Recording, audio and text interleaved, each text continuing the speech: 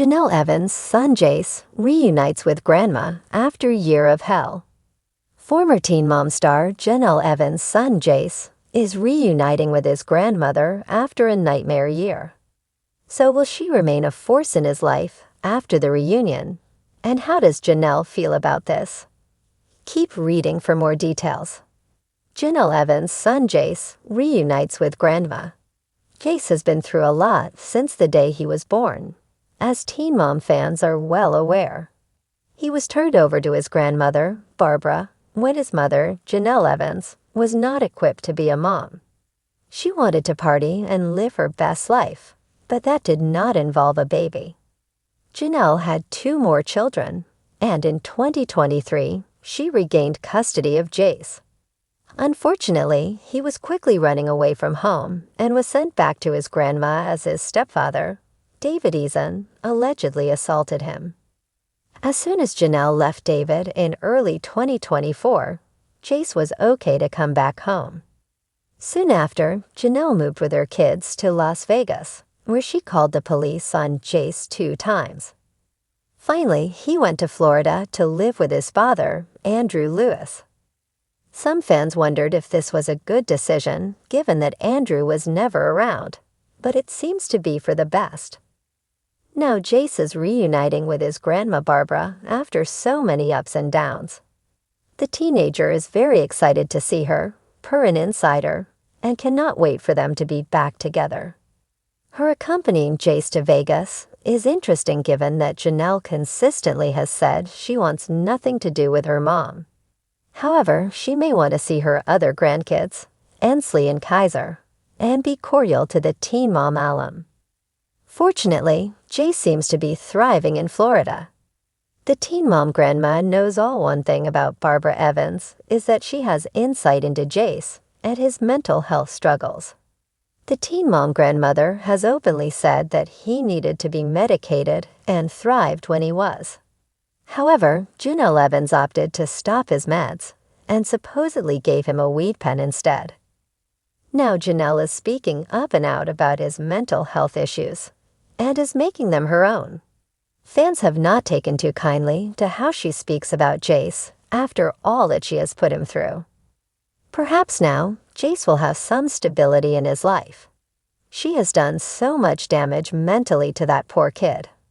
All you have to do is go back and watch Teen Mom episodes from when he was born and forward.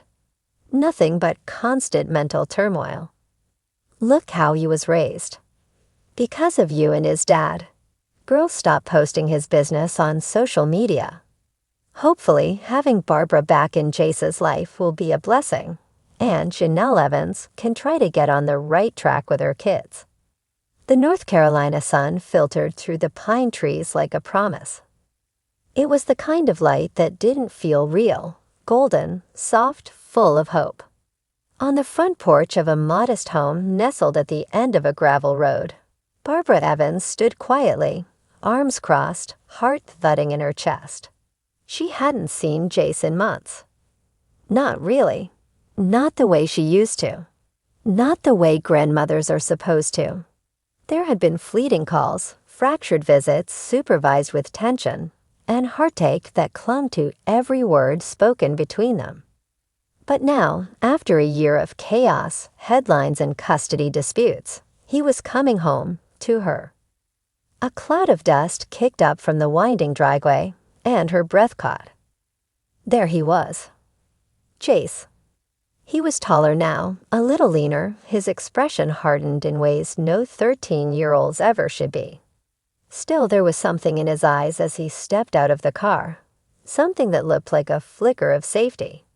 The vehicle door slammed behind him, and for a moment, the two stood in silence, just looking at each other across the worn porch steps and the gravel drive. Barbara opened her arms. It took a heartbeat. Then another, and then Jace was running. When he crashed into her, she nearly fell backwards, but her arms were strong, strong with a kind of love that defies time and trauma.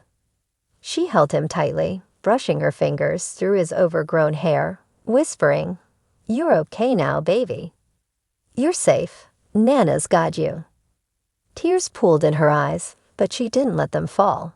Not yet. She needed to be the strong one, just like she had always been. The past year had been hell. There was no other word for it. Courtrooms, CPS visits, social media speculation, rumors swirling like hurricanes. Janelle, caught in the storm again, had insisted she could parent Jace on her own after years of back and forth.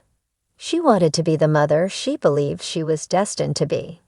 And Barbara had stepped aside, not because she stopped caring, but because she thought maybe, just maybe, it was time to try. But things had unraveled quickly. School reports, missed appointments, a runaway, then another. And then the truth, the raw, painful truth, that something was deeply wrong behind the scenes. Jace had struggled in silence, and Barbara's worst fears had come true. She remembered the 3 a.m. phone call, the way the social worker's voice sounded like a funeral dirge. She remembered whispering prayers she wasn't even sure she believed in anymore. She remembered Janelle's voice trembling on the other end of the line, finally saying it. "Mom, I can't do this anymore. I need help." Now Jace sat at the old kitchen table, the one he used to color on with crayons when he was 4. Barbara placed a plate of his favorite, macaroni and cheese with cut-up hot dogs. She'd kept the recipe in her head all these years, just in case. He didn't speak much at first, just ate slowly, eyes on the worn tabletop. But Barbara didn't push. Healing wasn't a sprint. It was a long walk through fog. After dinner, they sat on the couch, the TV flickering with reruns of SpongeBob, a show that once made him giggle until his belly ached. Now he watched in silence, but Barbara noticed the corners of his mouth twitch once or twice. Progress. Later that night, Barbara tucked him into the same twin bed he had once slept in as a little boy. She kept the room mostly the same, pale blue walls, an old action figure still sitting on the shelf like a forgotten soldier. She turned off the overhead light and switched on the nightlight. Jace surprised her by speaking. "Nana," he said, voice soft. "Are you gonna keep me this time?" Her heart clenched. She sat down on the edge of the bed, brushing his bangs from his eyes. "I'm gonna do everything I can, baby." "Everything. You don't have to worry anymore." He nodded, then pulled the covers higher, eyes fluttering shut. Barbara stayed until his breathing evened out.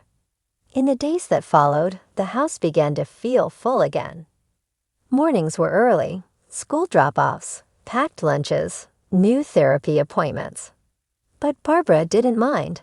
She welcomed the routine. It felt like purpose. They planted flowers together in the backyard. Jace chose marigolds. He started smiling more, laughing even. Sometimes he'd talk about the past year in fragments, things he'd seen, things he'd felt. Barbara didn't probe. She just listened, the way grandmothers know how to listen, without judgment, with endless love. Janelle called sometimes. The conversations were brief but civil. Barbara could hear the regret in her daughter's voice, the weariness, the silent guilt. It wasn't her place to punish Janelle, only to protect Jace now. This wasn't about blame. It was about rebuilding. One evening, as the sun dipped low and the crickets began their nightly chorus, Barbara and Jace sat on the porch, sharing a bowl of popcorn. He leaned his head against her shoulder, a small gesture, but it spoke volumes.